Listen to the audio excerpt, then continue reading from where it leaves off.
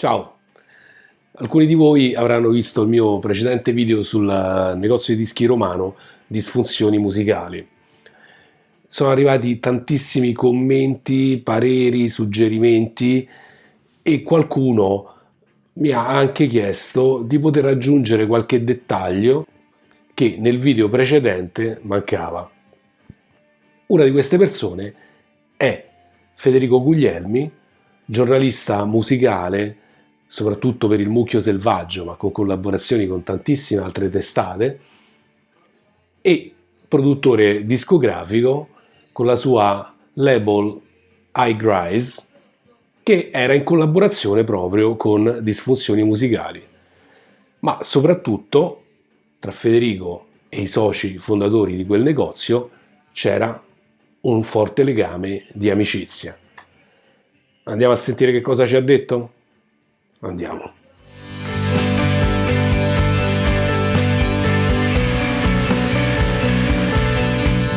Federico Guglielmi, grazie Ciao, mille per essere grazie a qui. te. Allora, noi ci siamo sentiti dopo che io ho pubblicato questo video su disfunzioni musicali e siamo qui da Bluetopia, dove ci lavorano ben 4 ex disfunzioni.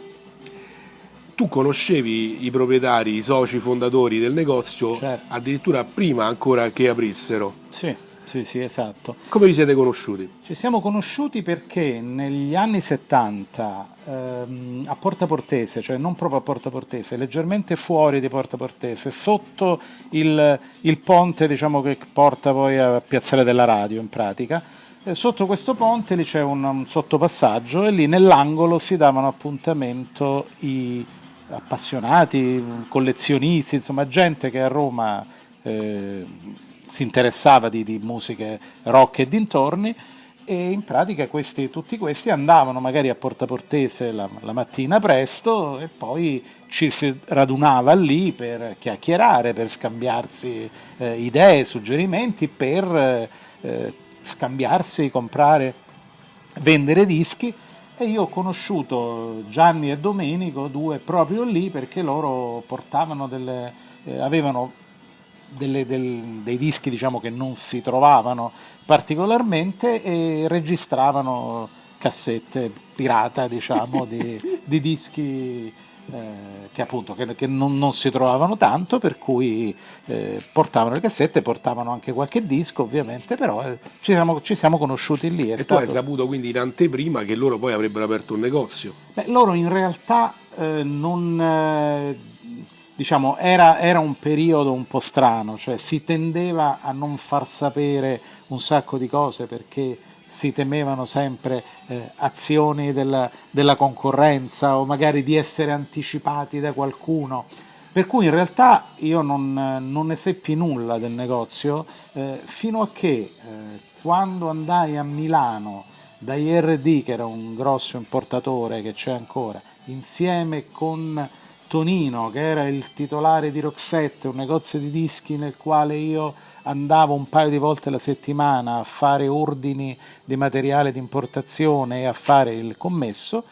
Dicevo, andando lì da IRD incontrai i futuri disfunzioni, quindi li guardammo là, ci conoscevamo, dico, beh, se stanno da IRD vogliono aprire un negozio.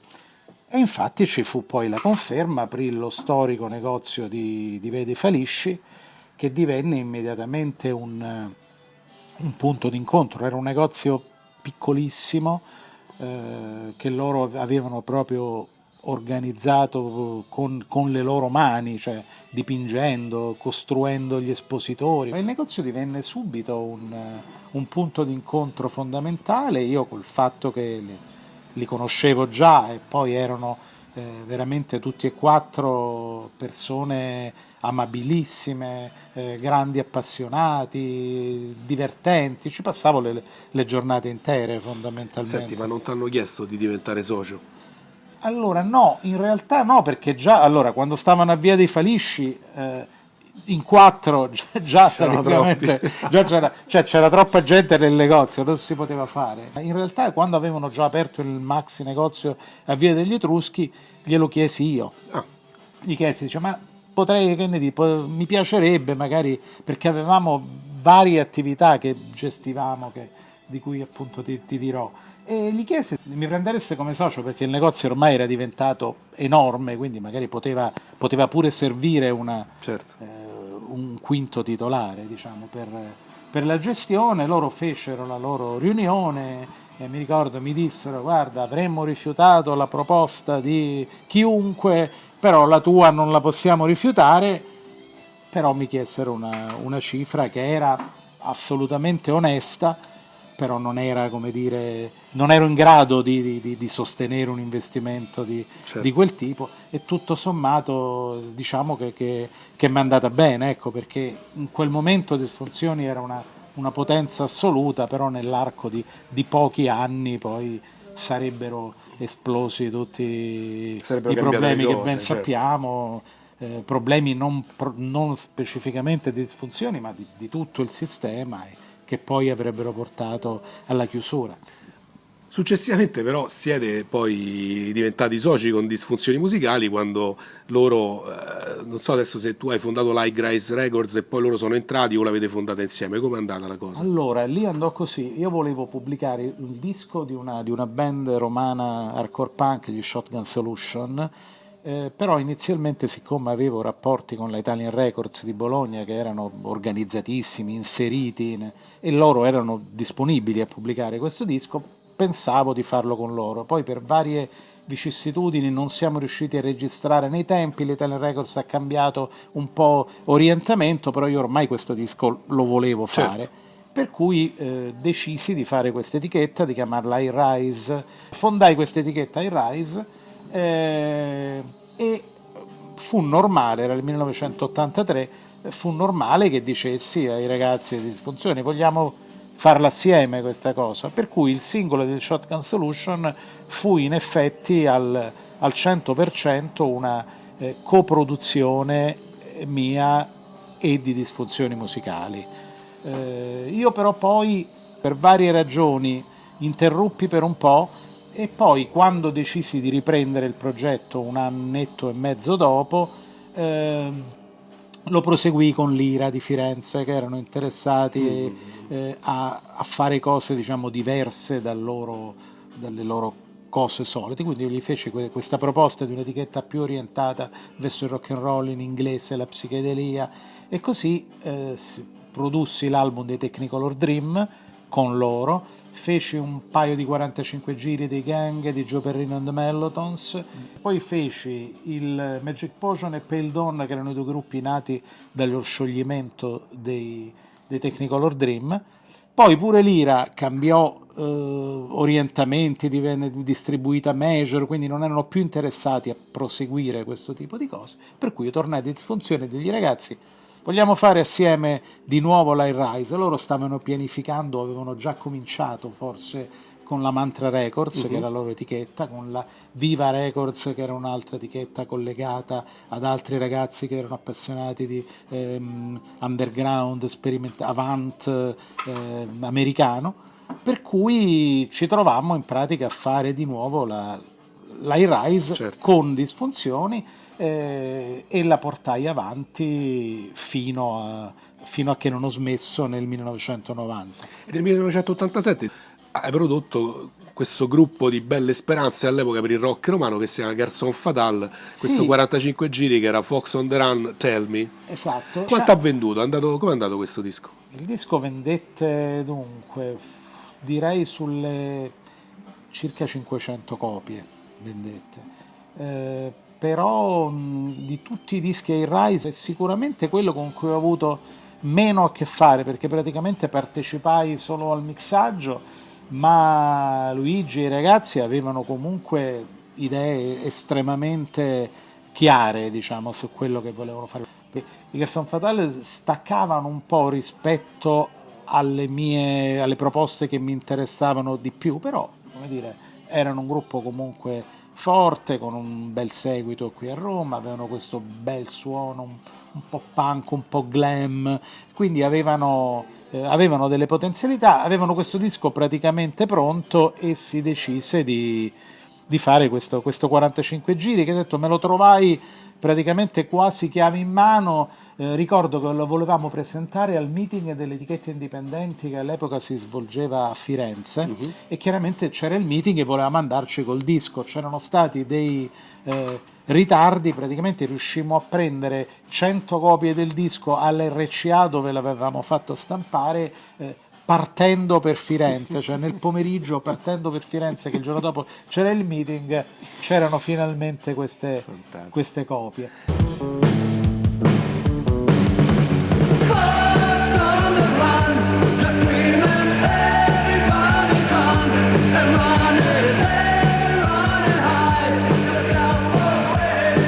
Nello stesso periodo producevi anche un'altra realtà del rock romano che erano i Fastenbelt, e con loro hai fatto più cose. Quanti dischi avete fatto insieme? Abbiamo fatto 2 album e un 45 giri. Lì rispetto a Garçon Fatale invece era tutto totalmente diverso, nel senso che io ero praticamente il sesto componente della band.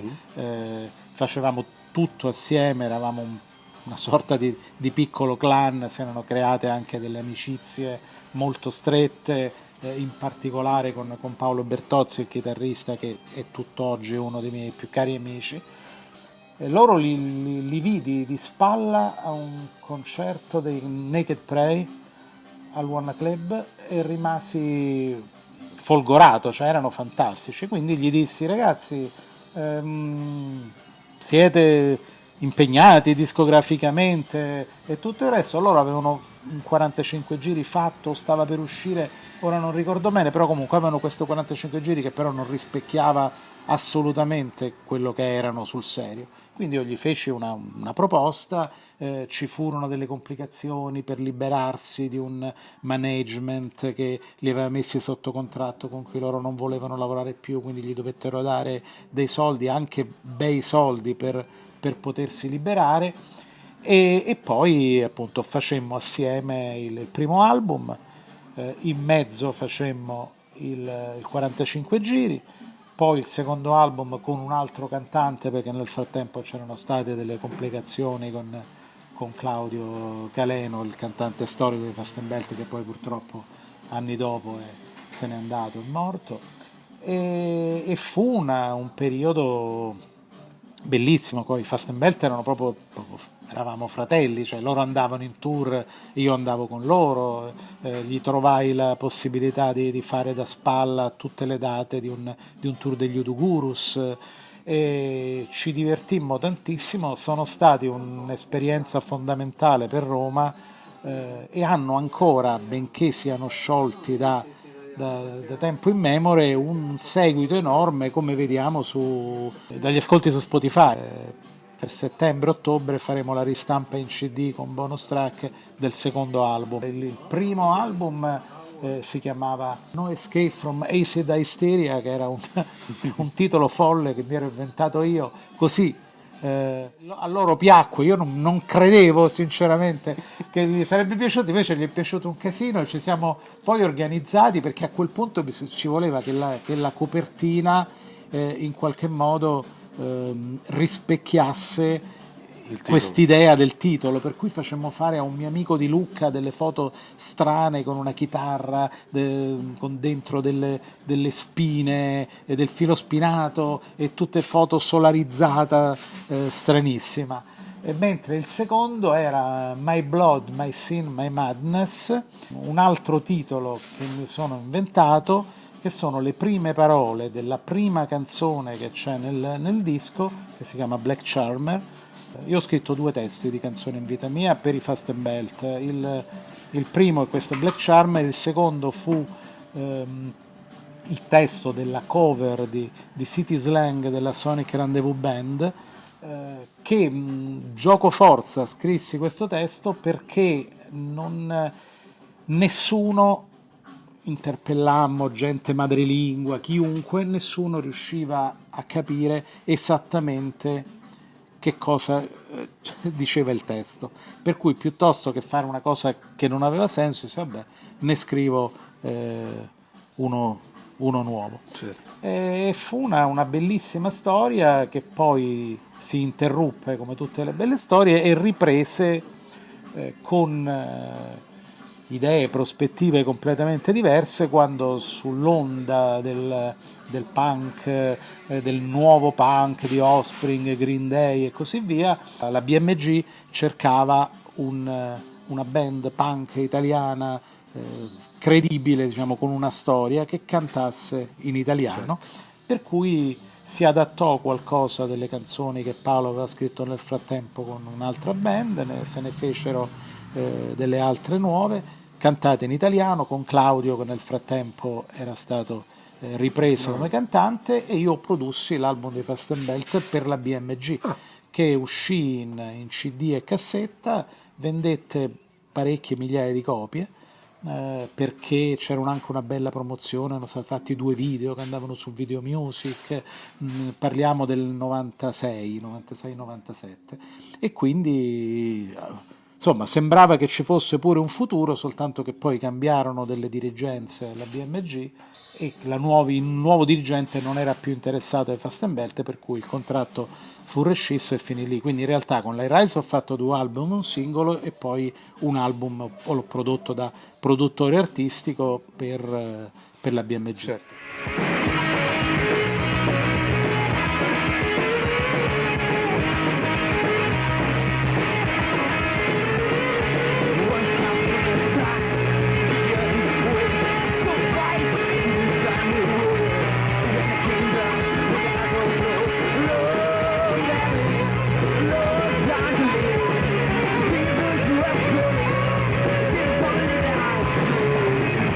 Nel frattempo però la High si era trasformata, cioè l'avevi chiusa, ma poi è partito Helter Skelter.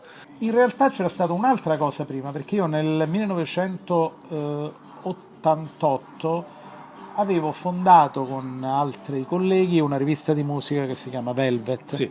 E niente, eravamo andati avanti per un annetto, sì, circa un anno, soltanto che diciamo le cose andavano bene ma non benissimo, c'era necessità di aumentare il capitale, per cui decidemmo di trovare altri 2 soci che rilevarono parte delle quote. Uno di questi 2 soci fu, diciamo, in Gianni di Disfunzioni, il socio era lui, però lui era socio, diciamo, in rappresentanza di Disfunzioni, quindi in pratica Disfunzioni divenne socio di Velvet e rimase in società fino praticamente alla fine, nel 1991. Nel frattempo arrivò una proposta da un mio amico di Napoli, Pierluigi Bella. Lui voleva staccarsi dalla Flying di Napoli dove lavorava, per cui propose a Disfunzioni di fare una società di import-export, cioè qualcosa che potesse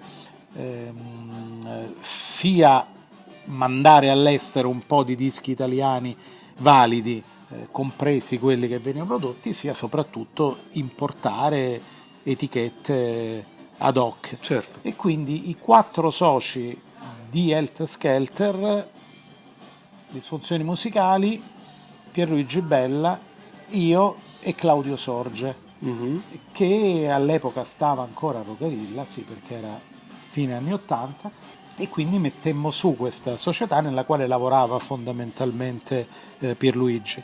Io però me ne staccai abbastanza presto perché c'era stato, come dire, un fraintendimento su quale dovesse essere il mio ruolo, cioè io credevo fondamentalmente di essere socio e non doverci lavorare, insomma, proprio praticamente, anche perché comunque avevo il giornale, avevo la Rai, avevo un'infinità di altre cose, non potevo proprio.